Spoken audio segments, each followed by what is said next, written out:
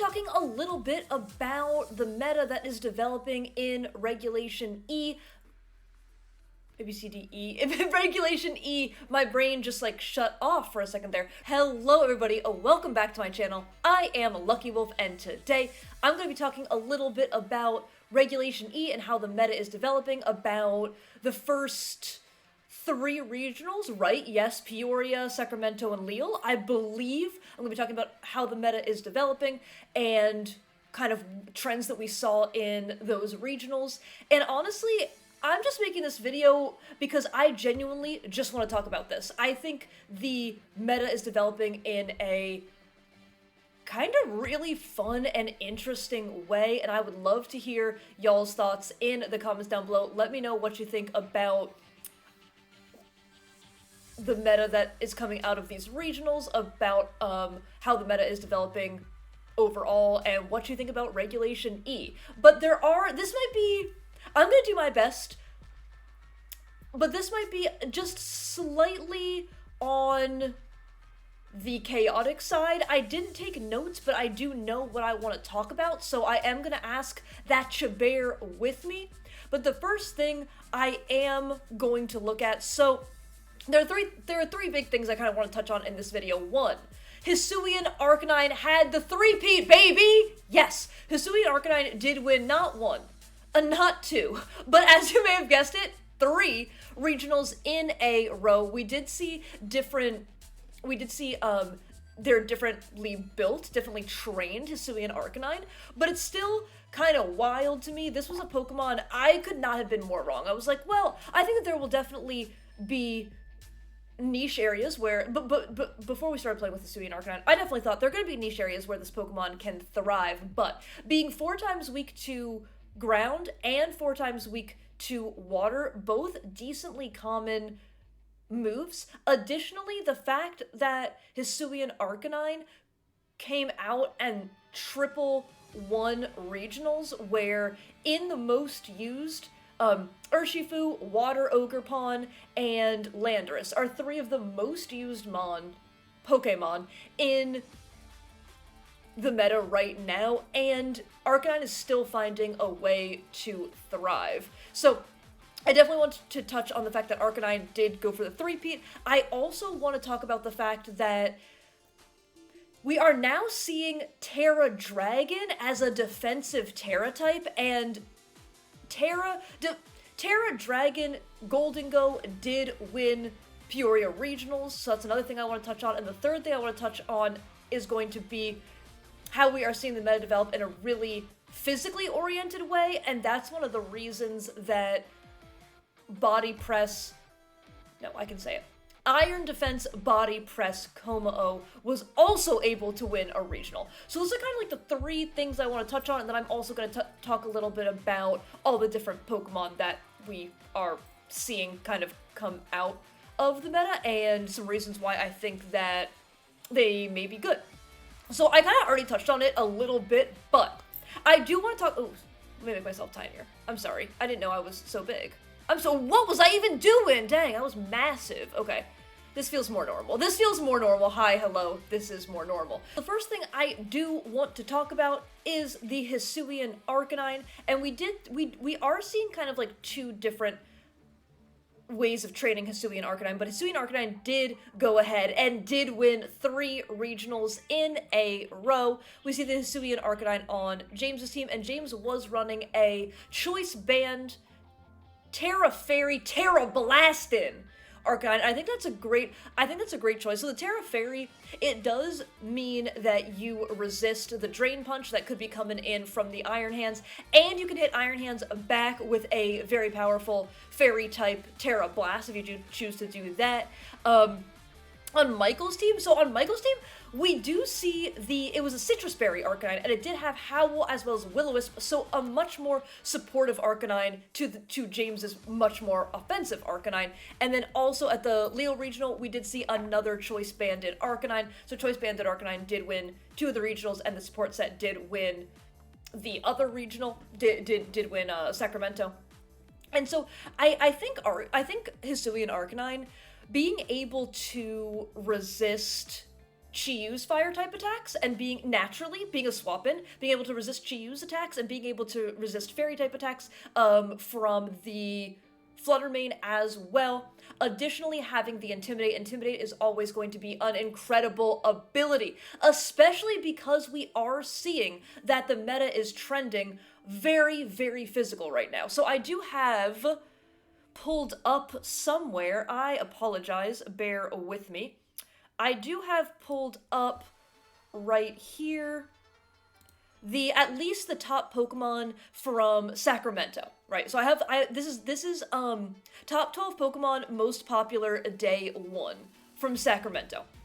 And so I think a big thing to notice here, and Sacramento was the regional, oh, I'm too big. I'm way too big. Sacramento was the regional where Iron Defense, Body Press, Como-O did win. So if we're looking at the most popular Pokemon, day 1 at least, we have you can't see my, there we go, there, yeah. We see 1 physical attacker, 2 physical attackers, 3, 4, 5, 6, 7, 8. So 8 out of the 12 most used Mon day 1. Let's see, do we have a day 2? Okay, this is day 2. So then for day 2, so day 1 was 8 out of 12. Day 2, 1, 2, 3, 4, 5, 6, 7, 8, 9. So even one more than day 1. But so 9 of the 12 most used Pokemon in day 2 of that regional are physical attackers. So if Como-O is given the opportunity to set up 1 Iron Defense, it's already going to be hard to break through. And if you are using your resources to hit into that Iron Defense Como-O, that means you are also leaving the other Pokemon open to be able to...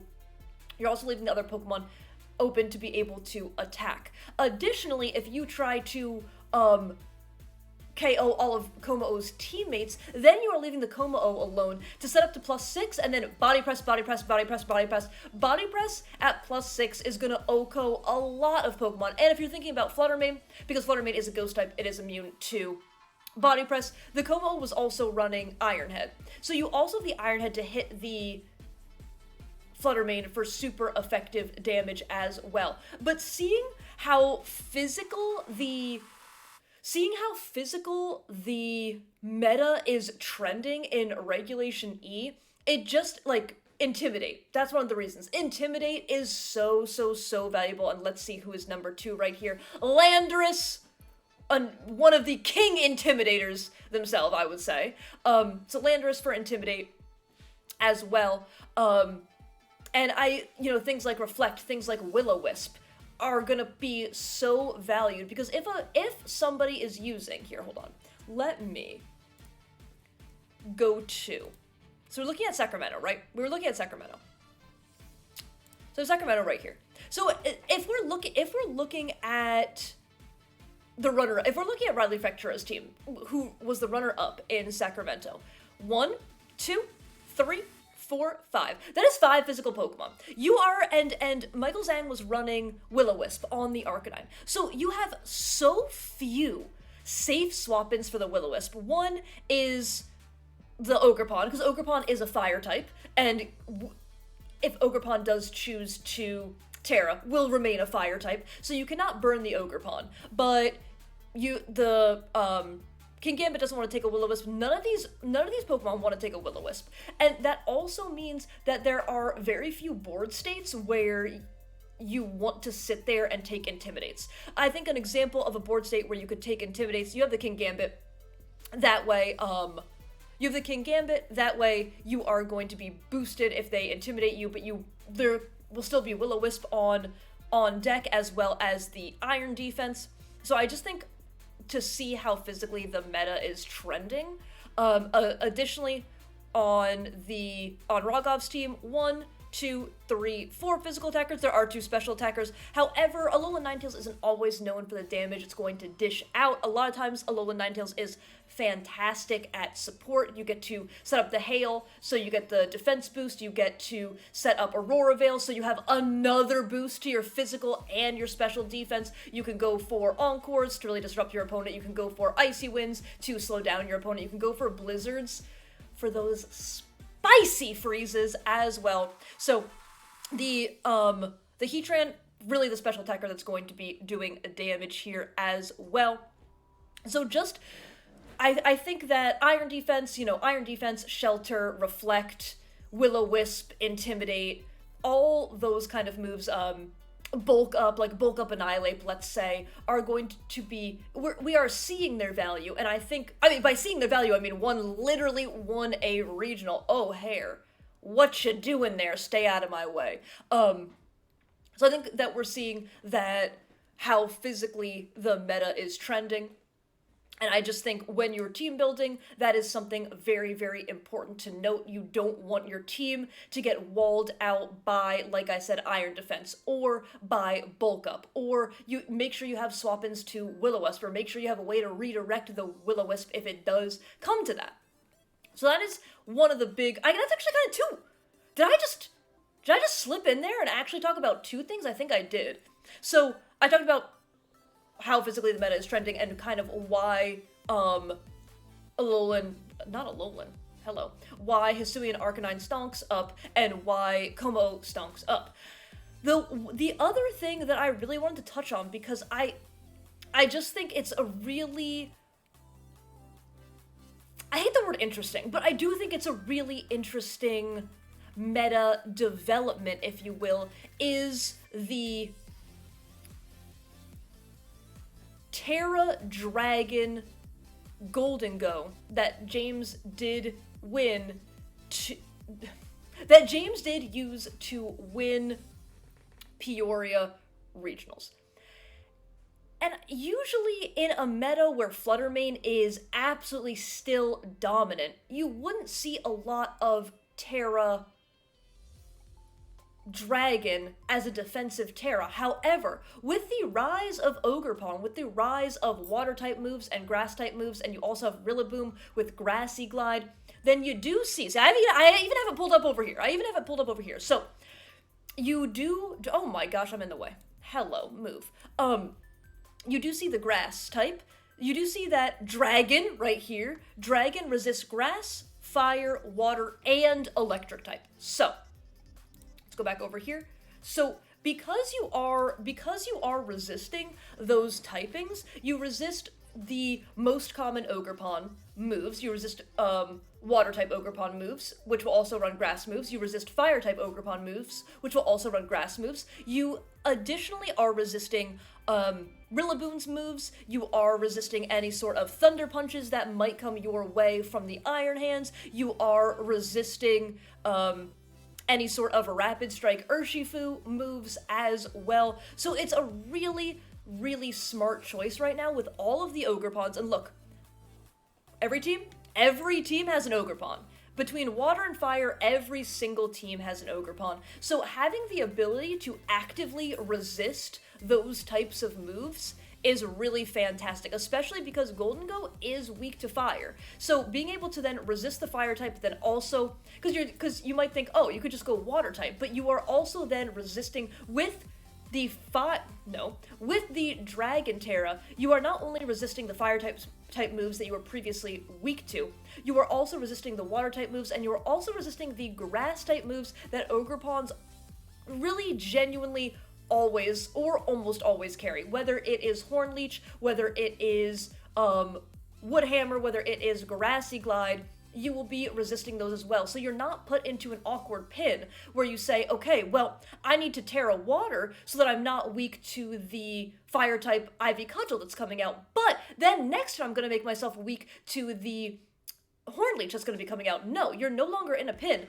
You just go Dragon type and you say, okay, yeah, weird story, I actually resist all of those moves. So I just think the defensive dragon type Tera is an incredible meta development that comes from the popularity of Ogerpon. And I just kind of wanted to touch on, I think that's like pretty much it for the big three things that I wanted to talk about. We got the three-peat, we got the defensive dragon Tera type. That is a bit of a mouthful. And we also do have the how physically the meta is trending as well. So I just kind of want to point out some things. We saw an Iron Bundle top cut. We also, with the addition of Clefairy, I think Clefairy is a incredible support Pokemon, having the ability to Helping Hand before a Fake Out, having the ability to redirect, having the ability to protect your partner Pokemon with the Friend Guard. Incredible. I will not make this video a Clefairy tribute video, but I did get my only ever CP using Clefairy, and it will always hold a very special place in my heart. Additionally, Dusclops is such a freaking annoyance and can absolutely stall the living heck out of teams. You have Will-O-Wisp, you have Pain Split, so that you can leave your opponent's Pokemon healthy and then you can Pain Split away their health and like boop, that just becomes your health. Love to see it. You also have the Nightshade, which just does flat 50 damage every single turn, and taking that 50 damage, that adds up really quickly. You don't have to put any investment in attack and special attack, none of that, because it's always going to do a flat 50, so you can still know you are going to be getting your damage out, but you don't have to put any EVs into your attack or special attack as well. I also want to talk a little bit about Giraffe. So we do see the Farigiraf, and Farigiraf is big for being able to stop priority moves. Rillaboom did get Grassy Glide as well as Iron Hands with the Fake Out. We also see Sucker Punch from Pokemon like Chien-Pao, Sucker Punch from Pokemon like the King Gambit as well, so it stops all of that. And if we look at Lille, if we look at the Lille regional, we do see a Giraffe did get second. Farigiraf did get second place. And so on these respective teams, you have a priority move in the Rillaboom. You actually have double priority move in the Rillaboom because of Fake Out. But you have priority move in the Rillaboom, you have priority move in Urshifu, you have priority move on the Chien-Pao, and you have very possibly the priority move on the Arcanine as well. You have priority move on your own Dragonite, and there were actually 2 Dragonites in Top Cut as well. So I think also Farigiraf's stocks a little bit up as well. So I just think, and I didn't even talk about how Baxcalibur is seeing success, but I do think that is all of the recap I am going to do. I genuinely think Regulation E has been very fun, and I think Ogerpon's a really fun Pokemon. I like a lot of the Pokemon that we got with the DLC, Clefairy, all that kind of Clefairy, Alola Ninetales, everything like that. So I just kind of want to talk about it. Hopefully it made like some semblance of sense to y'all, but if you did enjoy it, please feel free to leave a like, comment, or subscribe. If you are interested in more slightly on the more chaotic side recaps of the meta, please let me know. Also let me know what you think about the Regulation E meta so far, and just thank you all so much for watching. Thank you all so much for the support. It is very much appreciated, and alrighty, I'm gonna call it there. So I guess thanks one more time, and someday I'll learn how to do an outro, but that day is not today. Okay, bye!